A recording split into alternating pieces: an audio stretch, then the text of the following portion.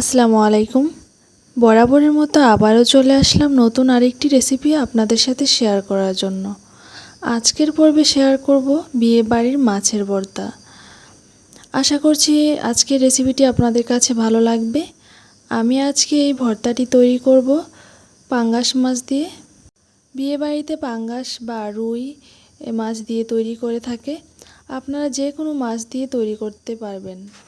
এখানে পাঙ্গাস মাছের পিস নিয়েছি 3টা। তো এখন এইগুলা লবণ আর হলুদ দিয়ে মিক্স করে ম্যারিনেট করে রেখে দিব 10 মিনিটের মতো।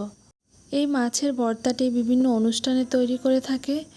আমরা কিন্তু অন্য কিছু খাই বা না খাই, এই ভর্তাটি সবার আগে খাই, কারণ সবার পছন্দের একটি ভর্তা। এখন নিয়ে নিচ্ছি ভর্তায় মাছের সাথে দেওয়ার জন্য একটা আলু আর একটা কলা। তো আপনারা চাইলে কলাটা অ্যাভয়েড করতে পারেন, শুধু আলু দিতে পারেন। তো এরকম আমি পাতলা করে স্লাইস করে কেটে নিয়েছি। তো কলাটা একটু ভাড়া রাখলে সমস্যা নেই। তো কাটার সাথে সাথে কিন্তু পানিতে ভিজিয়ে দিতে হবে, নয়তো কিন্তু কষে কালো হয়ে যাবে। তো যতক্ষণ না কষটা যাবে ততক্ষণ পর্যন্ত ধুতে হবে, 4 থেকে 5 বার করে ধুতে হবে। তারপর এরকম একটা ফ্রেশ চলে আসলে এটা উঠিয়ে নিব।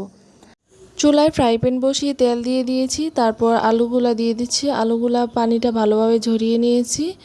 তা এখন এগুলা আস্তে আস্তে লো আছে সিদ্ধ করে নিব। তো এইগুলো আমি ফ্রাই করব না, ফ্রাই করা যাবে না, সেজন্য একটা ঢাকনা দিয়ে দিয়েছি যাতে তাড়াতাড়ি সিদ্ধ হয়ে যায়। আর চুলার আগুনটা কিন্তু লো আছে থাকবে। তো আমি উল্টিয়ে পাল্টিয়ে সিদ্ধ করে নিয়েছি, এই পর্যায়ে উঠিয়ে নিব। আর এখন দিয়ে দিব কলাগুলো কিন্তু তাড়াতাড়ি হয়ে যায়, বেশিক্ষণ ভাজতে হয় না, মানে চুলায় রাখতে হয় না। এখন এগুলা দিয়ে একটা ঢাকনা দিয়ে ঢেকে দিলে তাড়াতাড়ি সিদ্ধ হয়ে যাবে। এটা টাইম একটু সময় কম লাগবে। কলা কিন্তু ভাজা হয়ে গেছে। এর মধ্যে কলাগুলো হয়ে গিয়েছিল, তা আমি এগুলো উঠিয়ে নিয়েছি। আর এটা কাট হয়ে গেছে ভিডিওটা। তা এখন কলাগুলো উঠিয়ে মাছগুলো দিয়ে দিয়েছি। তো মাছগুলো আমি ঢেকে সিদ্ধ করেছি, কারণ ঢাকা দিলে তাড়াতাড়ি সিদ্ধ হয়ে যাবে। আপনারা চাইলে এগুলো সিদ্ধ করে হালকা সিদ্ধ করে এরকম হালকা ভেজে নিতেই পারবেন। তো এখন 5-6টা মরিচ দিয়ে ভেজে নিচ্ছি। তো মরিচগুলো হয়ে গেছে, আমি উঠিয়ে নিব। এখন ভর্তাটা বানানোর পালা। তো আপনারা চাইলে এটা কিন্তু পাটায় অথবা ব্লেন্ডারে বানাতে পারেন। তো আমি বানাবো হাতে। তো আমি পরিমাণ মতো লবণ দিয়ে নিচ্ছি আর মরিচগুলো দিয়ে নিচ্ছি। এখন মাছগুলো নিয়ে নিব, মাছের কাঁটাগুলো বেছে নিব। আর বিয়েবাড়িতে কিন্তু পাঙ্গাস মাছ দিয়ে তৈরি করে থাকে, অনেক সময় রুই মাছ দিয়ে তৈরি করে।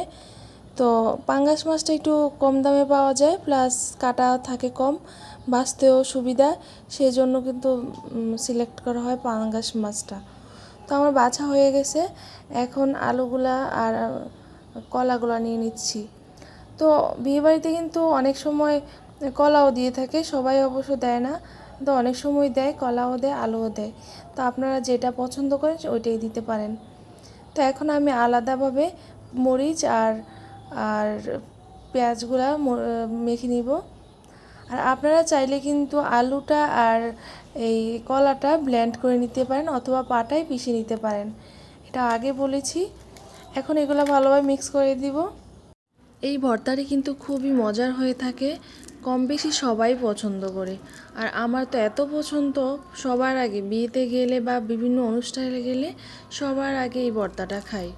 আর এই ভর্তাটি যদি বাসায় তৈরি করা যায় তাহলে বুঝেন 2 প্লেট ভাত সাবার করা কোনো ব্যাপারে না, এতটা পছন্দের এতটা ভালো লাগার একটি ভর্তা। তো আমি এখন ধনিয়া পাতা দিয়ে দিচ্ছি। বাসায় ধনিয়া পাতা নাই, তবে ফ্রিজে আছে, আমি সংরক্ষণ করে রেখেছি। দেখতেই পারতেছেন ফ্রিজে রেখেছি, তাও কত তাজা দেখতে। তো আমি এগুলা দিয়ে মিক্স করে এখন গোল গোল শেপ করে নিচ্ছি। এগুলা তো দেখতেই পারেন যে বিয়েবাড়িতে বা বিভিন্ন অনুষ্ঠানে কীভাবে গোল গোল করে শেপ করে নেয়, তা আমি সেভাবেই গোল গোল করে নিচ্ছি। তো এইভাবেই করে সবগুলো আমি গোল করে নিব। তৈরি হয়ে গেল বিয়েবাড়ির মাছের ভর্তা রেসিপি। আশা করছি ভিডিওটি ভালো লেগেছে। আর যদি ভিডিওটি ভালো লেগে থাকে প্লিজ লাইক কমেন্ট শেয়ার করে আমার চ্যানেলটি সাবস্ক্রাইব করে দিবেন। আর যদি বেশি ভালো লাগে বেল বাটন টাচ করে দিবেন, যাতে পরবর্তী ভিডিও পেতে সুবিধা হয়। আর অবশ্যই ট্রাই করবেন, খুবই মজাদার একটি রেসিপি। ওকে, ভালো থাকবেন সবাই। আল্লাহ হাফেজ, আসসালামু আলাইকুম।